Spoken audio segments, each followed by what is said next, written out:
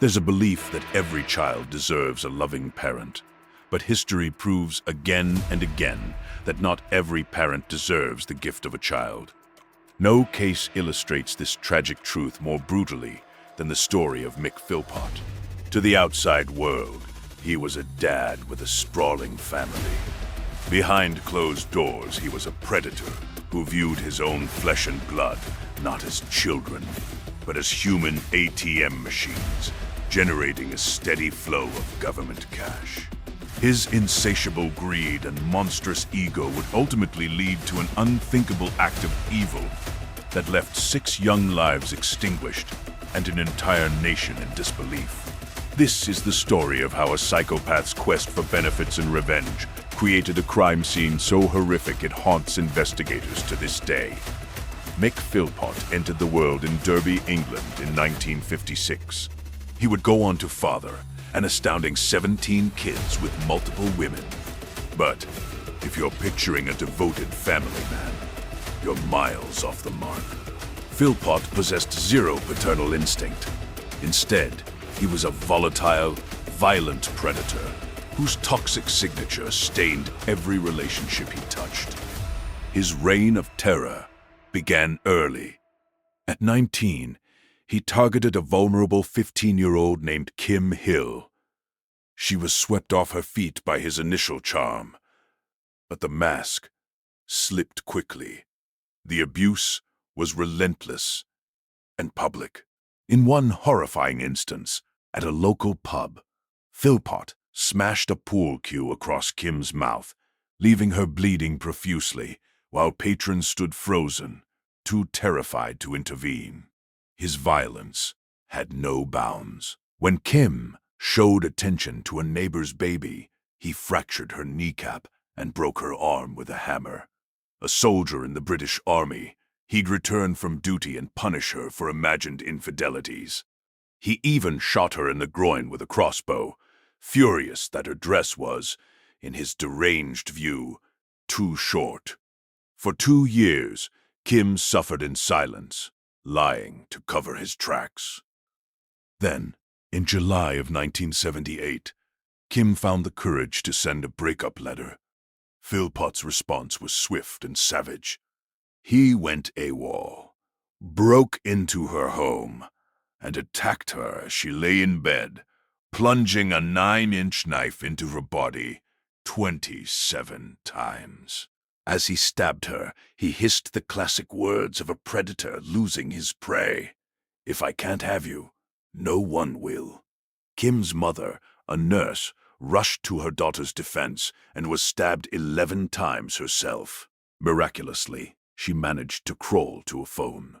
Paramedics arrived to find Philpott calmly standing on the stairs, still gripping the bloody weapon, chillingly telling them, "Don't bother. She's done for." I made sure of it. Kim technically died twice, once in the ambulance and again on the operating table.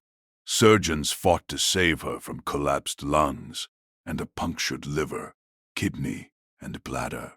At trial, Philpott lied, claiming self-defense.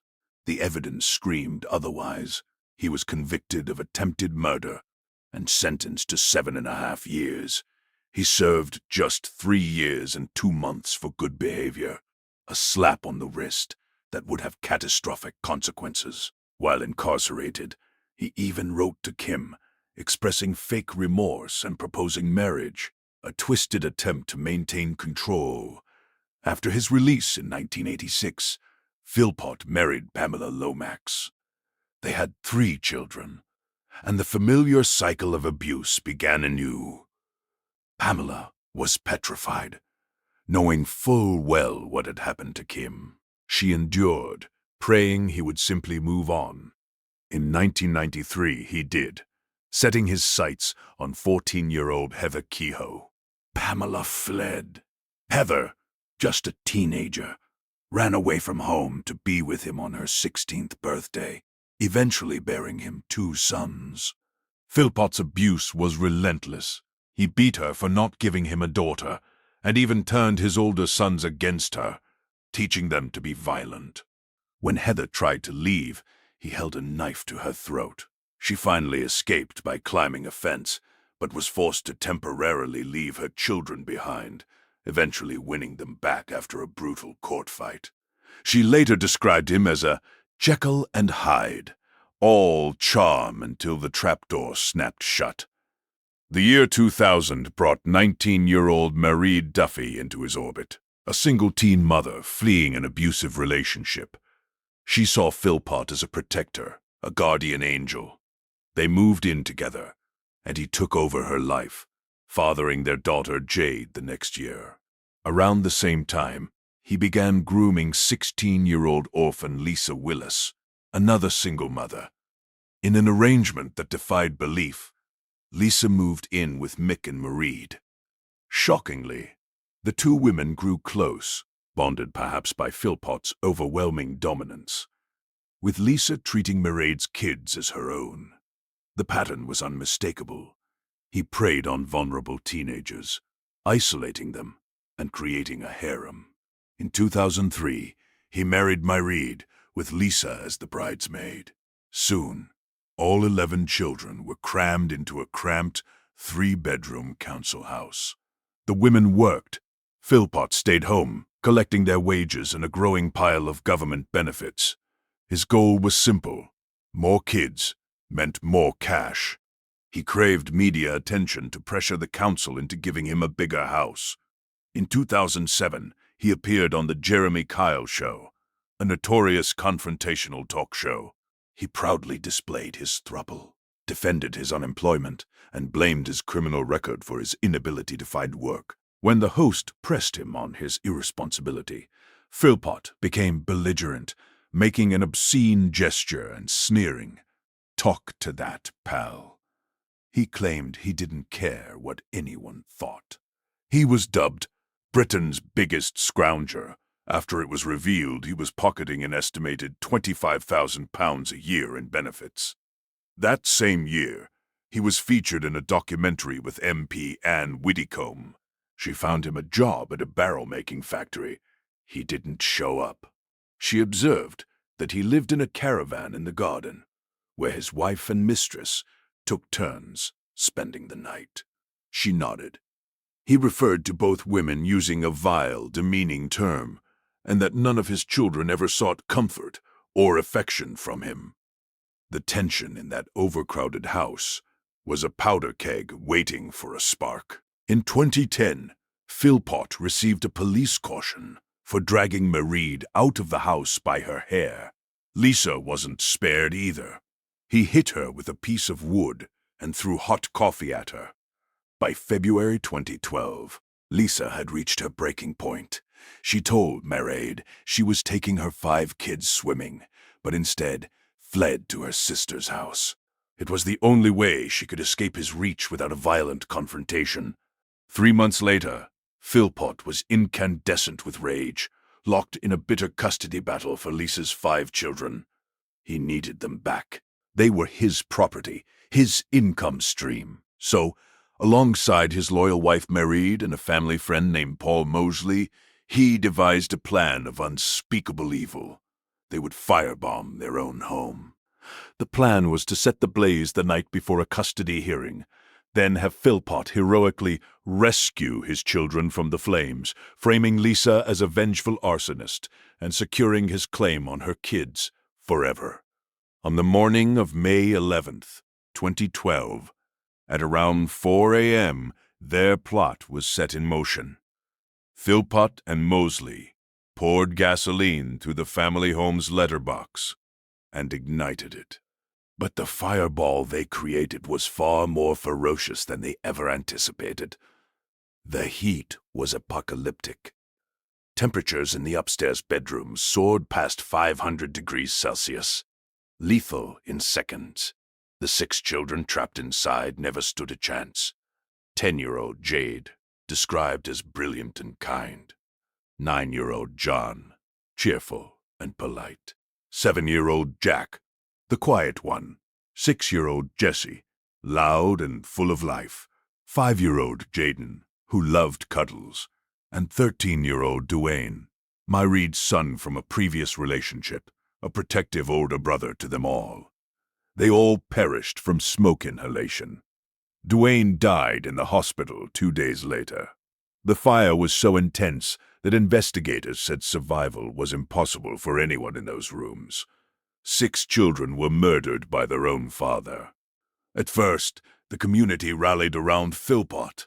One neighbor, Bobby Sutherland, started a charity for the funerals, tearfully telling reporters, "Yeah, you can slag him off, but he loved his kids. Nobody deserves that."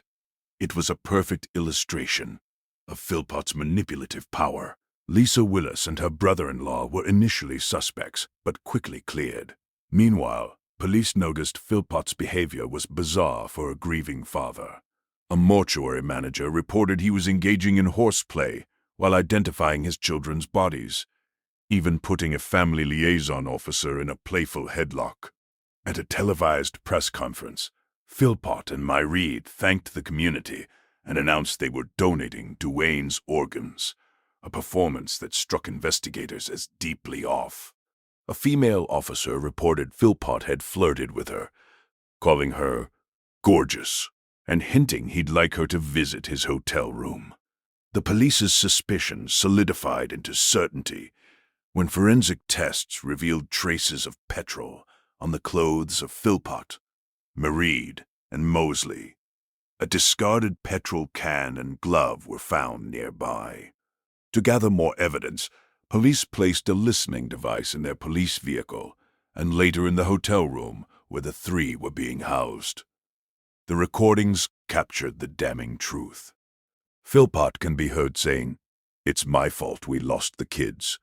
In another, more disturbing moment, he is heard encouraging his wife to perform a sexual act on Paul Mosley, telling her, "I'm proud of you because you didn't want to do it." The recordings painted a picture of a manipulative master puppeteer using sex and loyalty to keep his accomplices in line. Mosley later admitted in police interviews that he had sex with Myreed over a snooker table just hours before the fire, an act allegedly encouraged by Philpott to secure his loyalty. In April 2013, after a lengthy trial, Mick Philpott, Marianne Philpott, and Paul Mosley were found guilty of manslaughter. The prosecution argued they never intended to kill the children, but the fire was a reckless, catastrophic act of stupidity and greed. The judge stated it was clear the fire was Mick's idea, but that Myreed's own children died because she put her husband first. Mick received a life sentence, with a minimum of 15 years. Myreed and Mosley each got 17 years, with a minimum of 8.5. In November 2020, Myreed was released, having served half her term, and was given a new identity for her protection, a move that sparked public outrage. Mosley was released in 2021, briefly recalled to prison for breaching his parole, and then released again in 2023. Mick Philpott remains behind bars, a monster who viewed children as currency and destroyed his entire family for financial gain. Psychologist Glenn Wilson diagnosed him as a clinical psychopath with an antisocial personality disorder. Do you think the justice system failed these children long before the fire? Could a harsher sentence in 1978 have prevented this tragedy? Share your thoughts below. If you want more deep dives into the darkest corners of human nature, make sure to like this video, subscribe to Truth Under Tape, and hit that bell so you never miss a story. We'll see you in the next one.